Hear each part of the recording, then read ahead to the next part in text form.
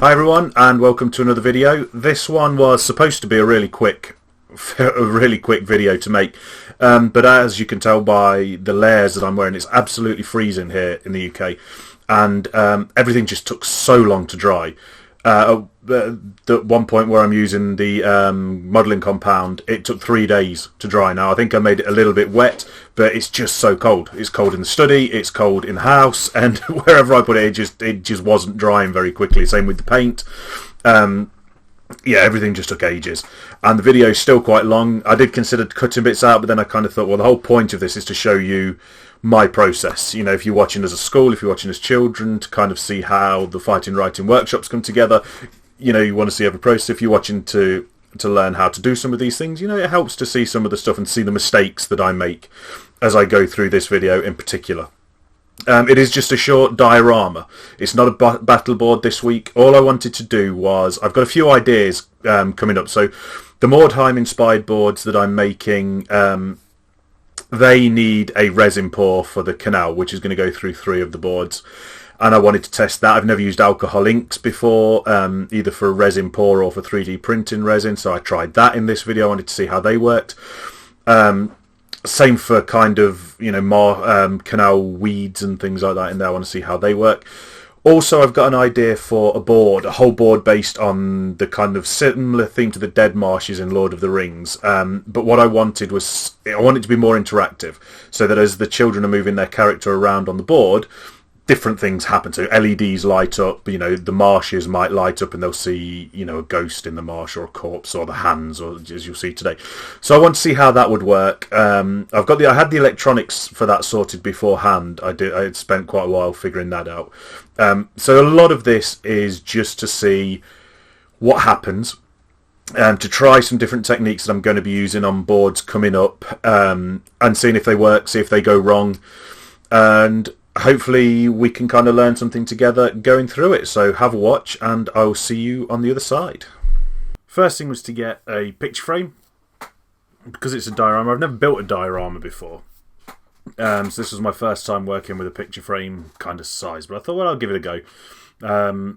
Obviously that back was the leg was just going to get in the way, so that had to come off, and it was kind of hard to choose the size really for this, whether I went for a 6x4 or I think this ended up being 7x5 inch. I wanted to mark out, I wanted to build it up, so I was going to use expanded polystyrene. Again, we can't get extruded polystyrene very easily here in the UK, certainly not in any great thickness. So if anybody out there has any place at all that sells, you know, XPS foam in the UK in kind of like 50mm, oh, there's a bold patch, kind of 50mm, or even 30mm kind of depth, that would be great, because at the minute I'm having to use expanded polystyrene and kind of make it work. It's not the end of the world, but it's not the best stuff. So cut it down to size to fit into the photo frame, just to form the body of the landmass. And I do like expanded polystyrene. It carves nicely, and it sticks really easily here with Gorilla Glue. With you only need a really thin coat. It activates on kind of with the water, so give it a quick spray, put it on, and realise very quickly that the frame is going to keep dropping even with the tacky glue. So I had to really quickly kind of dig out of the rubbish bin the stuff that came inside, so that I could bend the clips back down to hold it in place while the glue stuck. Weight it down, obviously, because it does expand while it's drying, so it was just kind of weighting it down. I have lost my school piece, so I had to resort to using Fimo, which works absolutely fine. It's the same, it's still a polymer clay. This was to build a tree trunk. The idea, obviously, of this board is to test the concept of this kind of interactivity, so children playing and placing figures around the board, lighting up LEDs elsewhere, really. And I wanted this to be the place where they place the figure, because I think if you've got something that protrudes, I've found working with these boards with children, that's where they will generally try and put their figure, whether it's up in a tree, whether it's on a big rock or on a tree trunk. There's just something that kind of draws them towards it. So it, this is a very rough tree trunk that I modelled. For the actual board, when I come around to building it, I will do this properly. I might even 3D print some, although I did quite like modelling it, using sculpting tools and things. It's not my strength. It's not my, I'm not really a sculptor. But it turned out all right. It was fine. Then I drilled a hole through for the wires and for the light-dependent resistor. Now, part of that was to see whether the LDR will work when it's embedded in something, but I'll talk about that in a bit. I wanted to make some reeds, and this was an absolute pain in the backside. I cut off some bristles from the paintbrush you can see in the bottom corner, and tried to get them to stick upright in the basing glue. And the basing glue is brilliant, but these just would not stick up. So in the end, I resorted to using UV resin and just kind of dipping the ends in. I knew I was going to embed them in resin in the end anyway in the pond, so it didn't really matter. So yeah, just kind of I ended up having to use UV resin, then using the basing glue to stick some sand to the end. Cut the polystyrene in half so it was a little bit shallower, it was too deep. I marked out where I want the pond, where the tree trunk is going to go. This is just a quick diorama. This isn't something that I've thought through hugely. I just wanted them to be away from each other to see the effect. These are some 3D printed ghoulish hands. They look like they're coming out of mist or fog or water, and I want those to be at the base of the pond, but also just peeking above the resin. It looks like they're coming out of the water, and then hopefully the light will give them, a bit of a spooky effect. Obviously wearing a respirator at this point, just, because you don't want burning polystyrene in your lungs. That's not good stuff. Use the hot cutter to kind of cut out and carve out the pond. So yeah, this is where the reeds will be going. Again, you can see in the top left hand corner they don't look great. They look a bit better later on when I paint them a little bit. I give them a quick blitz with the airbrush. I don't love them. I think if I use thicker bristles next time, maybe from a different paintbrush, it might work better. I do want to get a way to make them. I love the Diorama Presepe stuff, and they do some brilliant reeds, but they're expensive. And if I'm using them across a whole board to really sell that marshy look, I need a kind of cheap and efficient way of making lots of reeds and marsh plants and things like that will look good.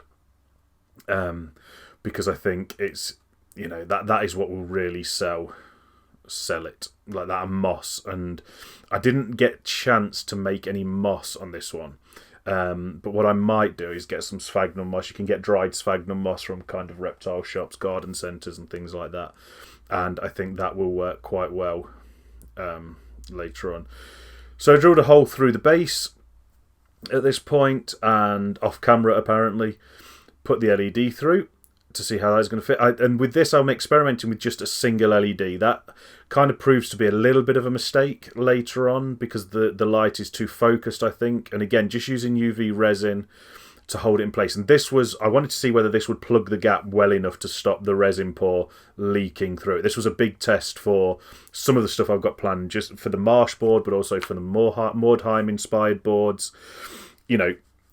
A lot of resin pour is going to go on those, so I need to know if it will work. This is for the modelling compound. Now I'm using grey water again because for the Mordheim inspired board I want black, grey kind of roads, and sometimes modelling compound or sculpt mod or whatever, if you just mix it with water it's still white, and then if it chips later on it looks white because the white plaster shows through. So this is just a bit of an experiment. If I use grey paint, I think black paint would probably have been even better. But if I use grey paint and then it chips, does it, will it look kind of grey? Will it hide those chip marks later on? So that's another bit of an experiment here, really, to see how it works. It ended up working absolutely fine. A few bits did chip, and it is still grey. I think a darker colour would be even better, a black or a brown or something like that. Again, I need to kind of think about what colour I'm going to do the cobblestones. I think they'll probably end up being quite brown, dirty, kind of stained cobblestones. So I might go for a brown paint when I mix it for the Mordheim inspired boards. But this was just a case of getting the sculptor mould all over. I realised too late that I need the hot glue gun, so I plugged that in and get plaster of Paris all over my glue gun. That's fine, it's cleaned off. I did try and just kind of hold the tree trunk down with modelling compound, but it wasn't going to work. It needed the hot glue gun. Again, us, base coated it off camera here with just brown poster paint, brown acrylic paint from the pound shop and grey for the rocks.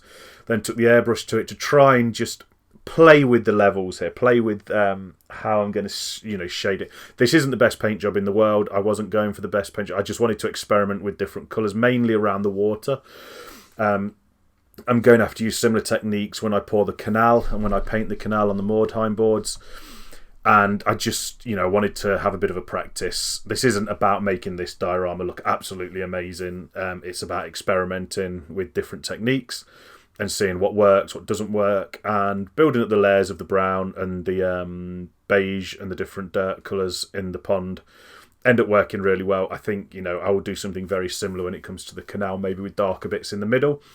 But I think, I made a board a while back and used a glow-in-the-dark resin pour, which was great, but you can still see the board underneath. And I painted the board white to give it more vibrancy, but you can still see the kind of board underneath. I'm hoping with alcohol inks, and if I kind of really sell it with the spray, with the airbrush colours and things like that, I'll get a better looking canal. So I stuck in the reeds. I thought, you know what, I'm going to go with them, see what they look like when they're in. Stuck these down again with UV resin. This stuff is great. I mean, it sticks resin miniatures together. It sticks stuff down. I still use a lot of super glue, but this stuff works really well. It's foam safe, so if I'm sticking it to foam, it's not going to eat into it like super glue does. And it just dries. Sets really quickly with the UV torch and holds things in place. So set those in. Again, they're going to be underwater. They're going to be under the resin pour, so it doesn't matter that there's a big blob of clear resin. I wouldn't necessarily use that if I was sticking it onto exposed ground, if you will, because I think it would look odd. I think super glue would work better there, or the basing glue or things like that. But I think when they're in water like these, this is going to be. It works absolutely fine. I don't think it just works. You don't need anything else there. So I set those in. Give them a good dose of UV light. Really set it solid because I don't want them moving. I don't want it to knock. Again, as with everything I'm building here, it's about durability as well, because the children are going to be playing with it. It needs to be durable. Basing glue around the edge. You've seen this kind of stuff before, just brushing all that around. I don't put it in the middle yet because I want static grass in the middle. I just want around the edge to kind of where I've kind of sloped it down, really steep at the edge. If I was doing it again, I'd probably have shallower angles there, you kind of really blend in. But for this diorama, it didn't really matter. It was just a case of then covering it up with some of the basing mixes, the Geek Gaming Scenics basing mix. So spread all of this round. The edges just focusing really on that, there we go.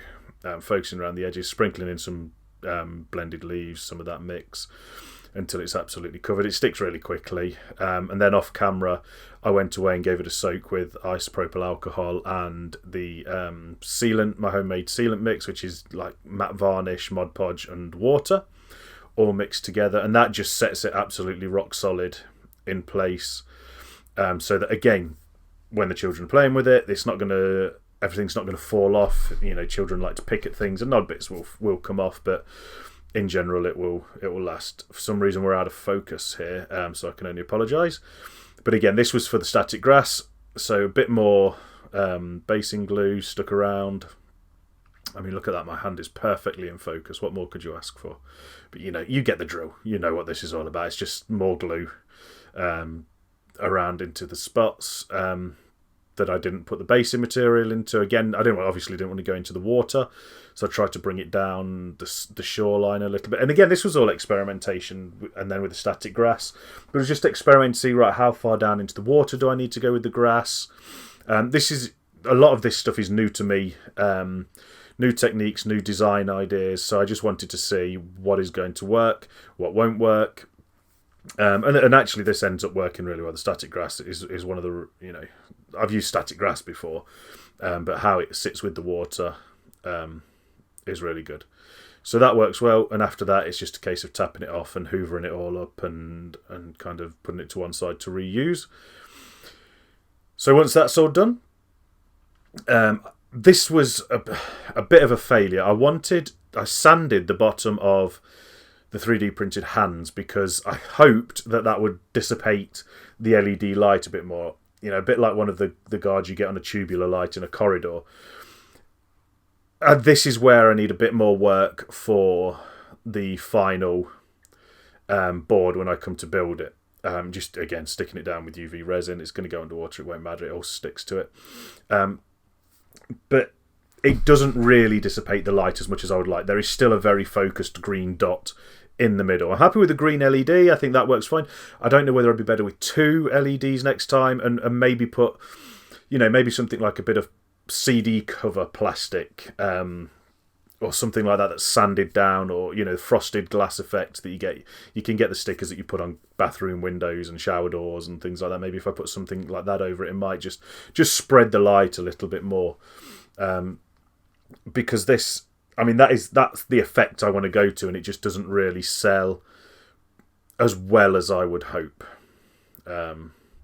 Now, this was what I want to see here. I'm going to use some of these things for weeds and things like that in the canal and also on the marsh board, and I want to see how well it sits in the resin. Does it float? Does it flake? Does it bleed? Does the colour run? All of that kind of stuff. So just, again, this time I'm using super glue to stick it down. Because, again, I wanted to see how the super glue reacted to the resin, especially the resin with the alcohol in. There's a lot of unknowns that I'm working with here. Unknowns for me, anyway. I know a lot of you perhaps be watching this laughing, you know, thinking you've done this 100 times kind of thing, but I haven't. So a lot of this is a learning curve, and maybe you're watching this and learning as well, so that's a good thing. But yeah, it's just a kind of case. I didn't put too much thought into where these things would be or what kind of plants they would be.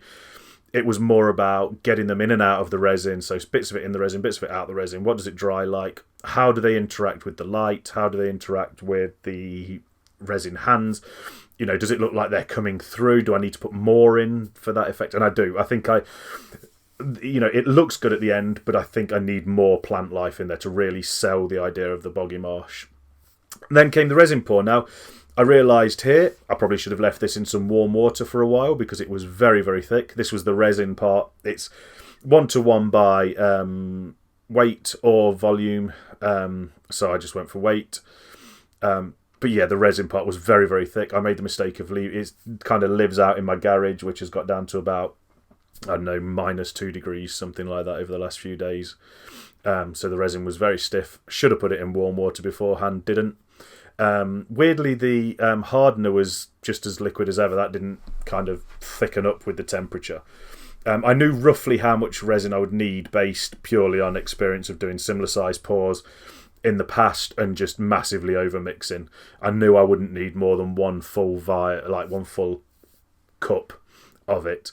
The problem with the mixing resin at such small quantities is that you've really got no margin for error with the hardener. You know, you kind of it needs to be spot on. So that was a bit stressful, but it worked out okay. So you can see there, yeah, the hardener is just absolutely liquid. It's fine. But my big test with this was, right, what colours do I want? How am I going to get that murky water? It's going to be used for the canal, so it needs to be dark. It's going to be brown. It's going to be green. It's not ocean water, so it's not going to have blues and things like that and greens. It's kind of a trial and error, so I wanted to see what it looked like. I think I probably put too much in for this small size of resin. I think when I come to do the big pours, I need to be a little bit more careful how much I put in. Obviously, I'll be using a lot more resin, but I think, yeah, I think in the end, I go for maybe 3 drops of green or something like that, 4 drops of green and 2 drops of brown.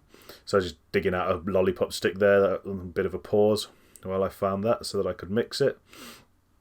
So yeah, it was just about finding the correct mix really for it.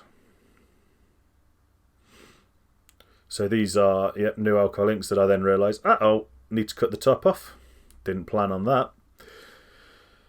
Again, we learn, we live and learn. Cut the top off. So let's see, we've got I think 3 or 4 drops of green. I think I'll put another couple in a minute as well.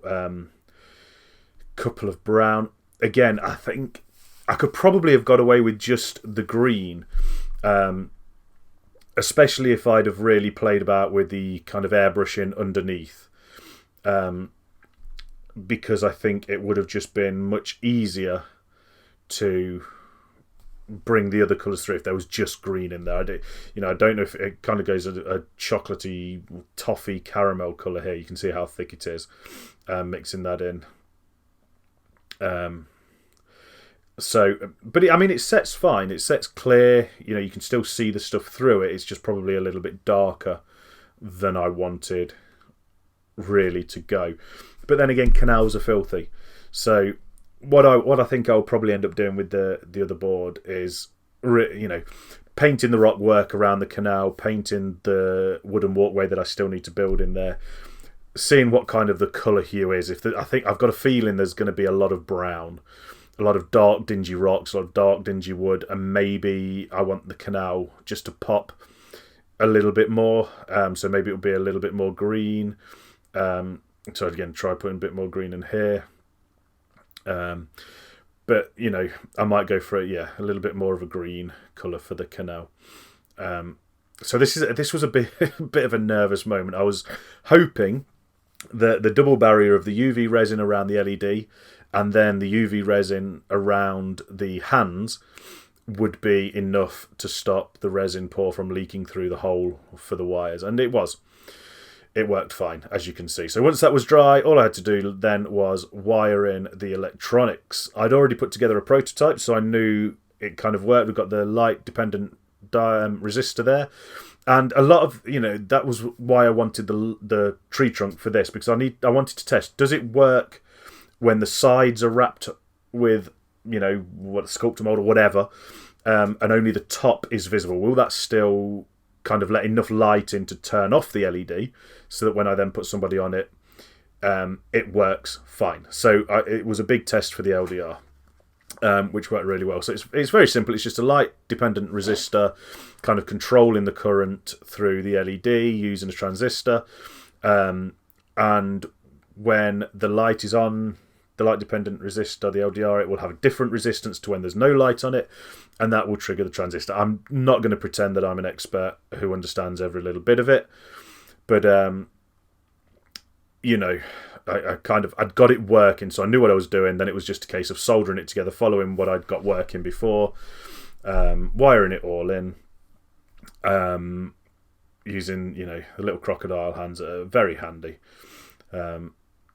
That's a 5 kilo ohm resistor, I believe, off the top of my head, just to kind of drop the voltage, and then test it. So I connected it to a power supply, and you can see there, when you put your finger over the LDR, the LED lights up. You can see what I mean by the hotspot of the LED.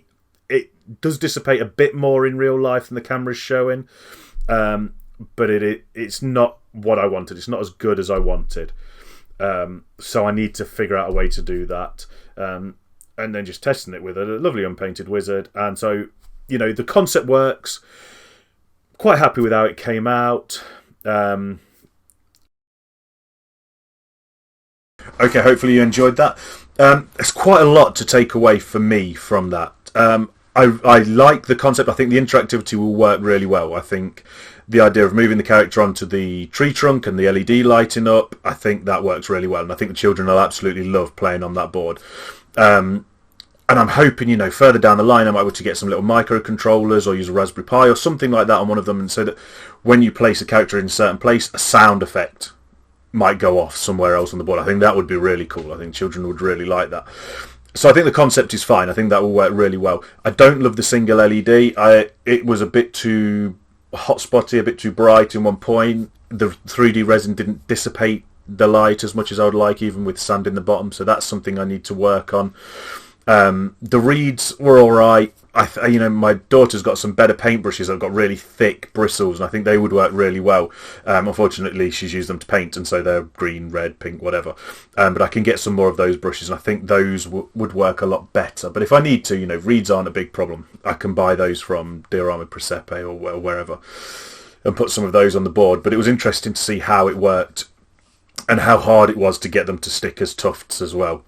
Obviously, I didn't put a huge amount of effort into the paint job for the groundwork and the tree and things like that. And it's because that wasn't the point. It was to see if it would work. I wanted to look all right, but it will see if it will work. It probably won't sit on a shelf now that I've finished it. So that all worked really well. The UV resin worked really well for stopping any leaks. I was impressed with that around the LED. That was a big relief.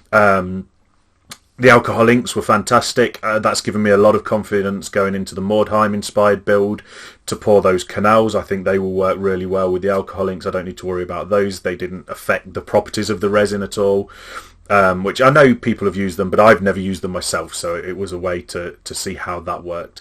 So all in all, I'm really glad I made this diorama. I think it was a really important project to practice these things before I go into these bigger boards. I think I'm probably going to push the Marsh board further into probably the new year, because I just want to have a little bit more of a think about how I'm going to work with the LEDs. I've got some filament lights. I've not got any to hand around here, but I've got some little filament LEDs which might work better. They're longer, so they might put a broader light out. Again, I need to have a play with that, and I need to have a play with the different things that I want floating in there. So it's given me that good proof of concept. I'll be back onto the Mordheim inspired build now. My next video is going to be a water wheel and mill house, which is going to sit alongside the canal on the first board. Once that's done, because that and the towers that I've built so far are going to be the only ones on that board that are fitted in place, so they will have specific places to sit because of how they work with different bits. After that, it will be another video on kind of laying all of the cobblestones and painting it and getting the resin pour, getting some wooden walkways in there. Probably be over 2 videos. Probably they will, I'll be working on those over the holiday period. I do want to take a bit of a break, but they will come out certainly in January. But I'm hoping I'll get the water wheel hopefully done in the next, maybe I'll build it in the next week. Then it depends how much time I have to edit and things like that. We're getting, kind of work done and doing an actual job. As always, if you do want to support what I'm doing and you like it and you want to just give something back, you can find my books online everywhere. Go and buy my children's books, my game books, Pick Your Path Adventures.